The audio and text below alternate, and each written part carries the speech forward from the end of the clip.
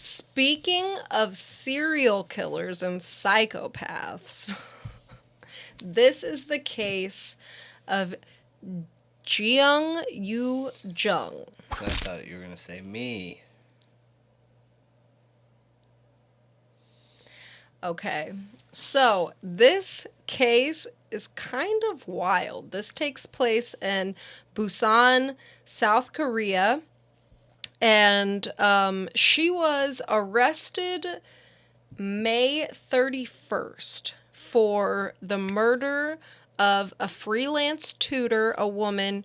We do not know the identity of the woman, but what we do know is that Ji Young posed as a student and went and got tutored, so originally she poses as a mom that puts out is looking on an application, okay? It's an app in South Korea looking for tutors.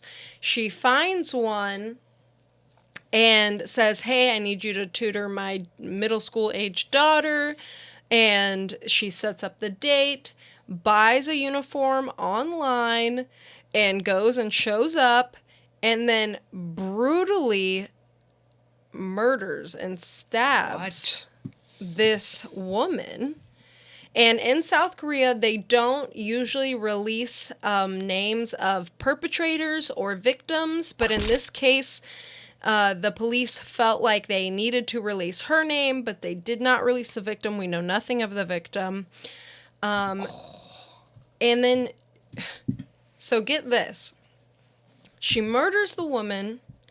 She dismembers the body, okay, and cleans it up with, bleach. She kills her. She puts on the woman's clothes, runs down, and, because there's a lot of blood, she said, runs down to, the local little shop, grabs some bleach and some trash bags, dismembers the body, packs it up in a suitcase, and they have surveillance footage of her, rolling the suitcase, walking down the street with, a little pep in her step, and she gets a taxi. So she gets in the taxi, she, chops it up with the taxi driver, asks him to take her to a forest it's a wooded area near the Nakdong River. Uh-huh. And she gets out, and she has to get the suitcase out of the trunk. The taxi driver sees there's blood left over in the trunk. And he's like, weird, but he doesn't alert her that he sees this, okay? And he lets her trot off into the forest, and then he doesn't feel right about it and calls the police, and that's how she was caught. Okay. And the police right away went searching. They found body parts near the river. And she gets arrested May 31st, like I said. 2 days later, indicted with a murder charge. What is the motive, right? That's what I was going to say. What's the motive? What's going on here? Why would a young she's 23. Jeong is 23 years old. She is studying this 5-year-long thing to have some career in some kind of public service or something, which I'm not sure exactly what it is in that country. But you have to know how to speak really good. You have to know how to speak really good English to go into this career she's trying to go into. The dedication involved of trying to be a parent and then joining as a student and... Yes, and apparently she was really short in stature and looked very young, and we'll have pictures up of her. She looked the part. Oh my gosh. And her motive, which originally she tried to throw police off by saying she was being manipulated by somebody who she showed up and the woman was dead, and somebody was telling her to dispose of the body. Wasn't true. And it's the CIA. It's always the CIA. And then she tries to say that she had an argument with the woman. No. So her motive was she just wanted to know what it was like to kill somebody. No way. She was obsessed with true crime. So she had checked out many books from the local library. She was a true crime junkie. She watched lots of TV shows about true crime and started becoming very curious. True crime's rotting the brains of everybody, and that's why we're talking about it. CIA inserts here trying to get you. Well, this is in South Korea, but it is interesting, okay, to say the least. Like, it's interesting to explore this idea. But she, 2 months before the murder, okay, they found search results on her phone of, like, murder with no body, how to, like, do the perfect murder, how to commit the perfect murder, stuff like that. Like, she was searching stuff, how to get away with murder. And then she came up with this whole thing. And it's just baffling why this 23-year-old woman who's got a whole life ahead of her would just want to know what it's like to kill somebody and go through this. And she genuinely thought she would get away with it. It's super strange to think of, like... So how many of these middle-aged Karens that are obsessed with true crime are obsessed with the idea of, like, being the killer? I like true crime, and I think of what it's like to be in the killer's perspective, but I'm not obsessed with it, and I definitely would never want to. But so she tried to make it look like the victim disappeared by keeping her mobile phone, an ID card, and wallet. So, like, all the stuff you would take with you if you left of your own volition, she took that stuff and kept it. Okay. Yeah. What an awful idea. Yeah. I don't know why you wouldn't dispose of it in some way. Leave it with the body. Like, for somebody who is, like, obsessed with true crime and wants to get away with the perfect murder, she made some really, like, strange mistakes. She came out and mistakes. Like, did like a press thing where she apologized to the family, and she told the police that she must have been out of her mind, and she's very sorry for what she did. And her grandfather, so growing up, apparently she was very unremarkable. And you know how many times I've heard that in Asian communities? Like, oh yeah, they're unremarkable. That sounds so offensive. I know, and it's not a stab. That's literally how they described her, is that she was unremarkable. She was very quiet, shy, wasn't bullied, but didn't have, like, very many friends. And it sounds like she might have struggled in school a little bit with, like, the curriculum a little bit. Sociopathy. But who knows how much she actually struggled with how, like, I don't know, a lot of Asian countries hold them to very high standards in academics. But her grandfather, so apparently she was abandoned by her parents or something, and her grandfather raised her, and he said he was really sorry, like, to the victims that he didn't raise her well, that he didn't raise her right, that he made her what she is. And nature and nurture. She had that DNA gene in her, and something turned it on. True crime did. True crime turned on the sociopath gene. So, I don't know. I think maybe it did trigger something in her psyche.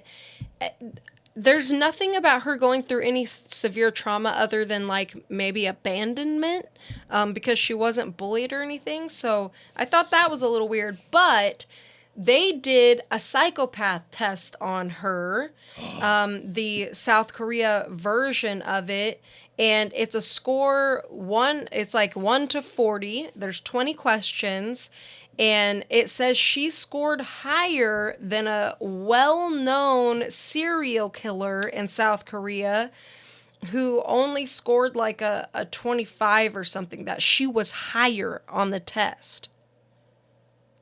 Oh. So it had to be above 25. That's what we know.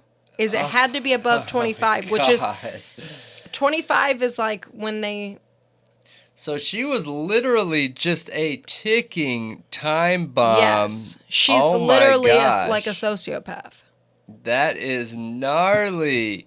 And I wonder if that is the actual case where she had the sociopath gene in her, right? The DNA. And then the obsession with true crime literally activated it. Yeah. Oh, okay. See, she was studying for a written test to become a civil servant, going to study rooms in public libraries. Dude.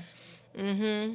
Always. They're always in power roles like cops or the court system or nurses, doctors, dentists. Like, these people assert some sort of dominance or power over other people. She literally said she wanted to give murder a try. That is so sick. Like, what?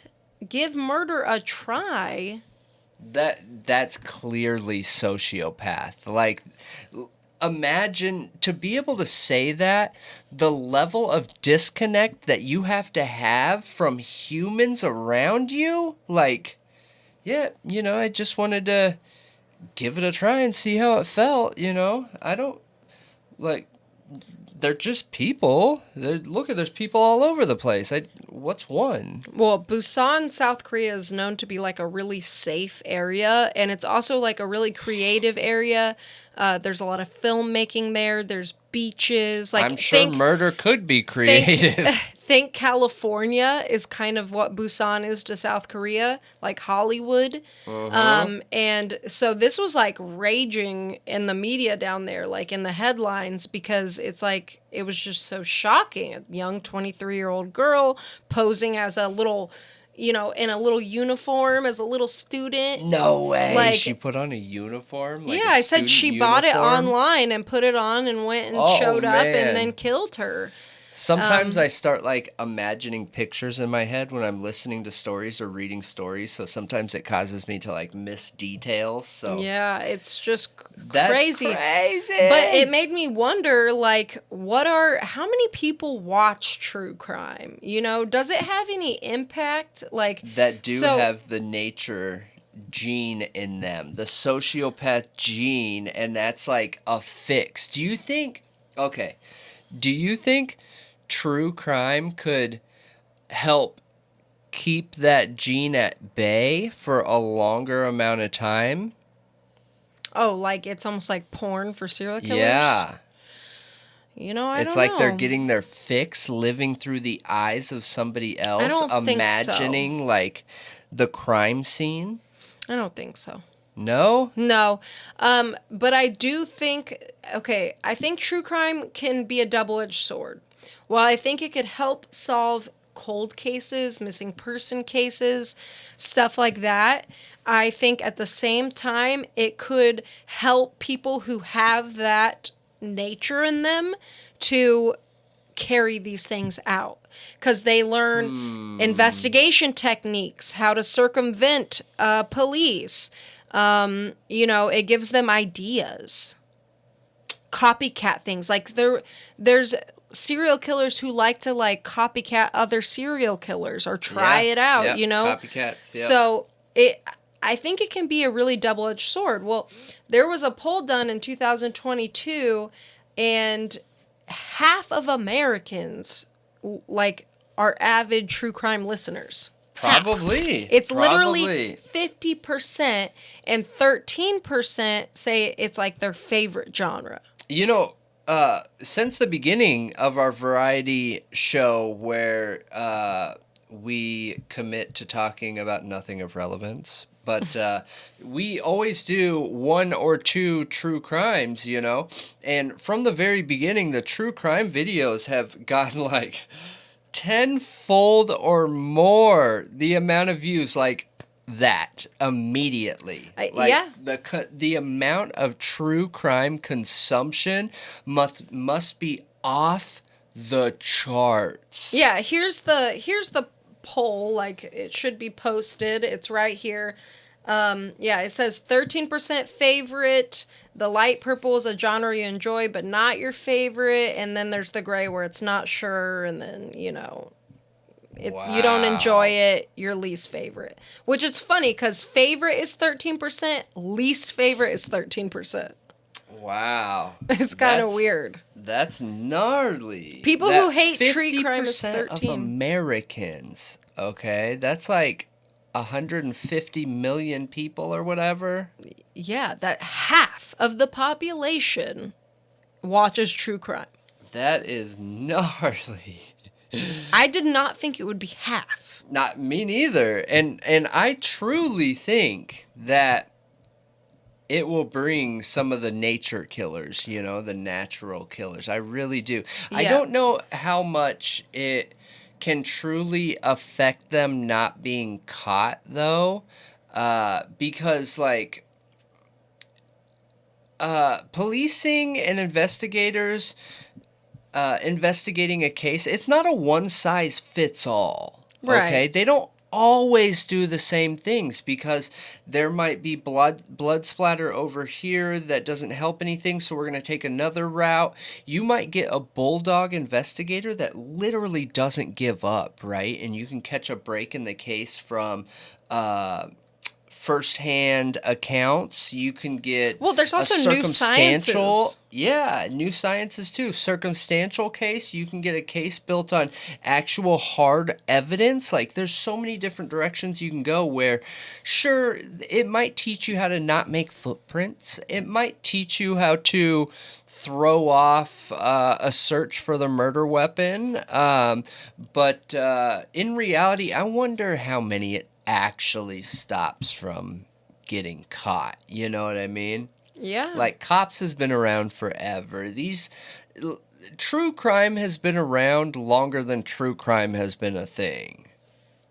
Yeah, and yeah. So, and this talks a bit about, I found this article, which I can post, I'll link it, because it's interesting. They talk about, the double-edged sword of it and how, so many people listening to true crime desensitizes the population to how violent and egregious these things are, and how the media sensationalizes it and makes it mysterious and builds intrigue around it, and how the victims, you can't often remember victims' names, but you always know the infamous serial killers' names. Yes, absolutely. But see, other countries like South Korea, there's a law against posting on the media the names of the perps and the victims, and they only, in very specific cases, like Jiang's case, where they felt like there needed to be public eyes on this and learning. Yeah. Yes, it was beneficial to society to post it, to put it out there. Yeah. They did in this specific case. They got clearance to do that. I wonder if it should not be more like that in America. We have an issue with violent crime. A major issue. One of the worst in the world of a first world nation.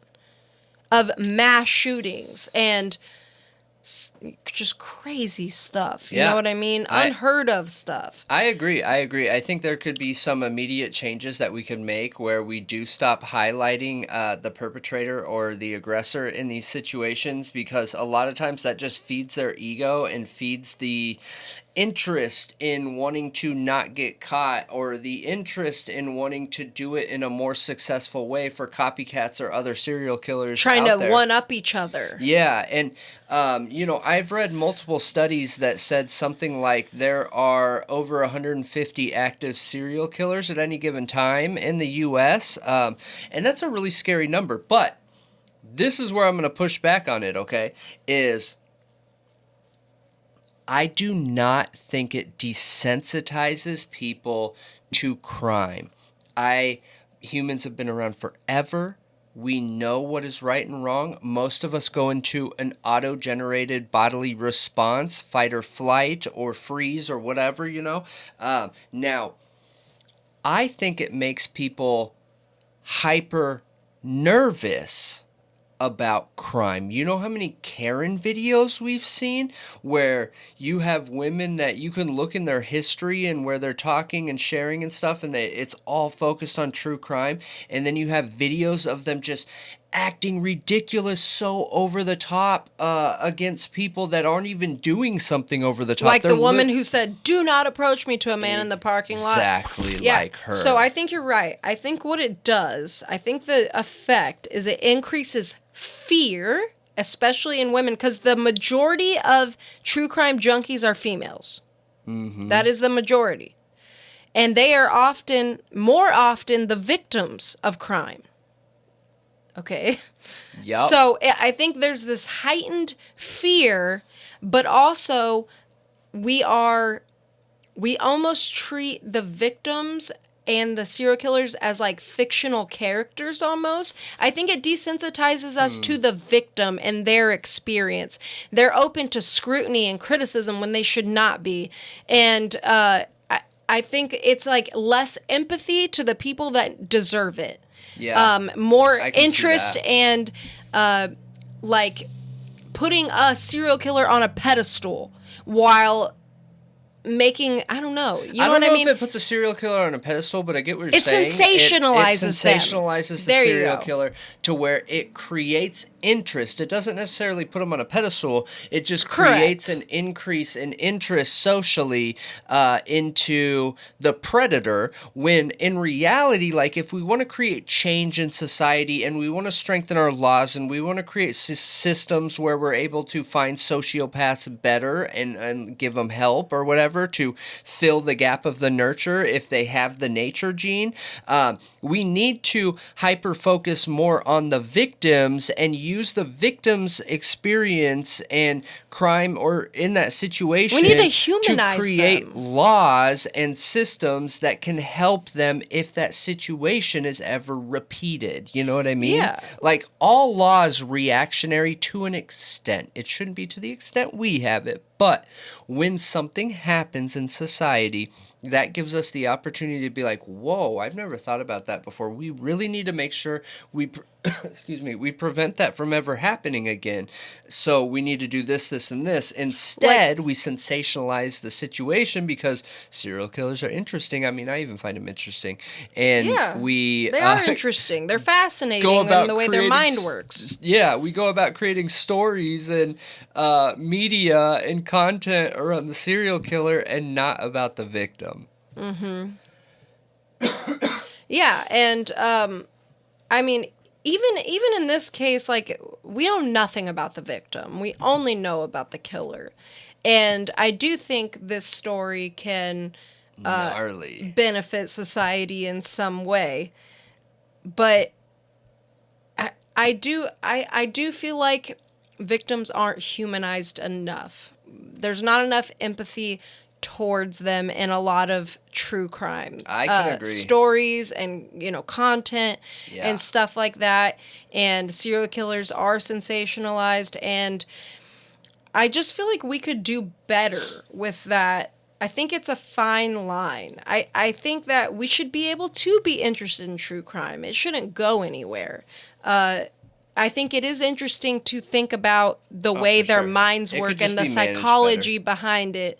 But I think with especially big corporate media, they can handle it better. We've covered the crime stats, the racism in media in previous podcasts. We covered Davina Janeo, kind of going off what you said, where Megan's Law was created based off of Davina and Megan and another little girl's murder in New Jersey in the early 90s and predating that a little bit too, where that was like actually action, something put in place to help prevent this for future victims. Yeah. And now we have like Oklahoma, the Henrietta, Oklahoma thing, which we covered in a previous podcast, where Knight's Law, they're trying to put in Knight's Law. I feel like those were situations, and for some reason we do that with child predators, where we demonize the crap out of the guy and then make the children, we really empathize with them. And a lot of laws have come out of those cases with child predators. And Thank God. That's Yeah. great. Well, We it's need to do similar that to with like the LGBT we need to do it more, cases though. too, because they are like the victims are hyper focused on because they're a minority.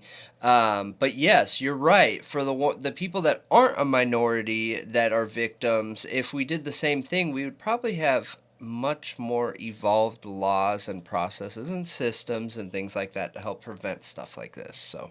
Yeah, because when it comes to like prostitute serial killers and stuff like that, like they are so just, it's not handled the same. No, It's no. unequal. There's still judgment going on in our society to where, if somebody doesn't have family or they're a streetwalker, we will put less attention on them. It's really crappy.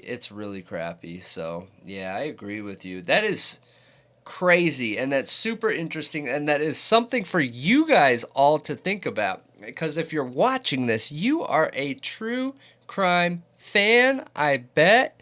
What do you think about this? This lady killed her because she was a true crime fan. That is, oh my gosh. And I like true crime. I enjoy it, but I think everybody should, if you're finding yourself overly fearful of the world around you, take a break. No.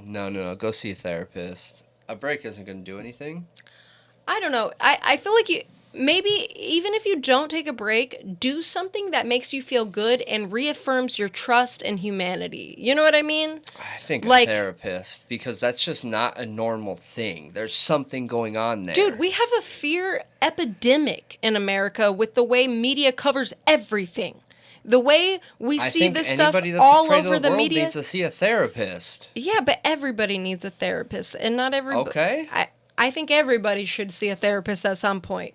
But I just think that there are ways we can realize we can trust people. We don't have to live in fear every day. We should avidly work against that, despite what we see all over media all the time. I just think it's important in this situation the true crime isn't the problem. It's up here that's the problem in these situations. Oh, yeah, because she had a super unhealthy obsession. Like, she was obsessed. Yeah, and that obsession comes from a flawed mental state. So, like, even if you have an obsession with true crime, I don't see there being anything wrong with that. I let myself obsess over things. That's okay, as long as it's done in a healthy way where you're in control. So like if you're watching true crime and you're using that to fuel something that's already in here, and it's doing it like against your will, whatever, because that's how crazy the human brain is, you should see a therapist, because that's not normal. But I just think this is crazy, though. This is gnarly. Yeah, I was talking about fear, not like the obsession where you are about thinking about killing people.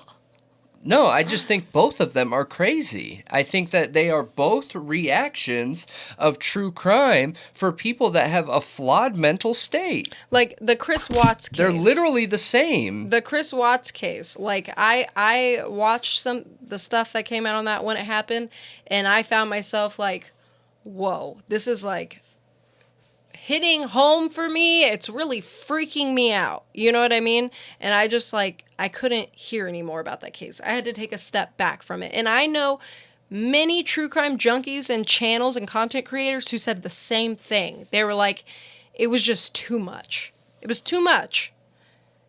And they all had to take a step back from it. So, I don't know. I realize that these are, for the most part, all edge cases. You know what I mean? So, yeah. But I found it crazy fascinating. I feel terrible for the woman. She literally thought she was just going to tutor a child. Yeah. Like a little schoolgirl. Like that's the most She got set up. Dude, that's the most non-threatening thing you could think of. A middle schooler, little schoolgirl in a uniform. Like, the most non-threatening thing ever. Mm-hmm. And it's really a 23-year-old woman who's, like, a psychopath and is there to stab you to death. Yep, she got set up, man. She got set up. I'm just glad she got caught.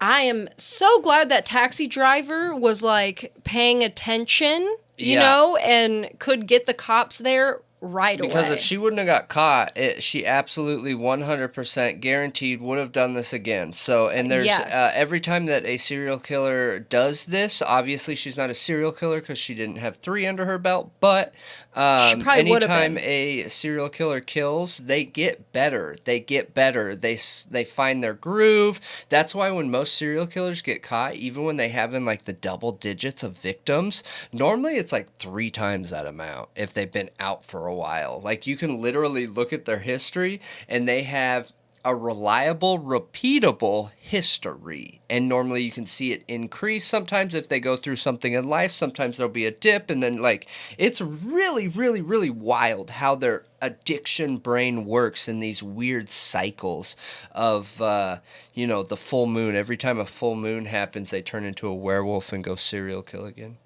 Yeah, it's a craving for them. It's so strange. But let us know what you think about it. I thought it was wild. I'm glad that she got caught before she could go full-blown serial killer. This is great that she got caught. Yeah. Horrible that it had to happen at all, but... Yes. And all do right. you think true crime leads to any increased crime? Like, I'm curious, because true crime consumption has gone up and crime has gone up according to the data. But you can't just make those connections without some kind of evidence. Yeah, population has gone up. There's a lot of things that have changed. Go up. You need to look at like per capita and things like that. So, yeah.